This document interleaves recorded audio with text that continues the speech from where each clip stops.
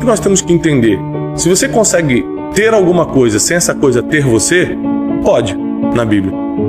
Se eu consigo ter dinheiro, por exemplo, sem o dinheiro me ter, você é o mestre do dinheiro, eu não é? mando no dinheiro. Você... O dinheiro serve meu propósito, não minhas emoções. Quando é que o dinheiro te tem? Quando o dinheiro manda nas tuas emoções. Dá um exemplo.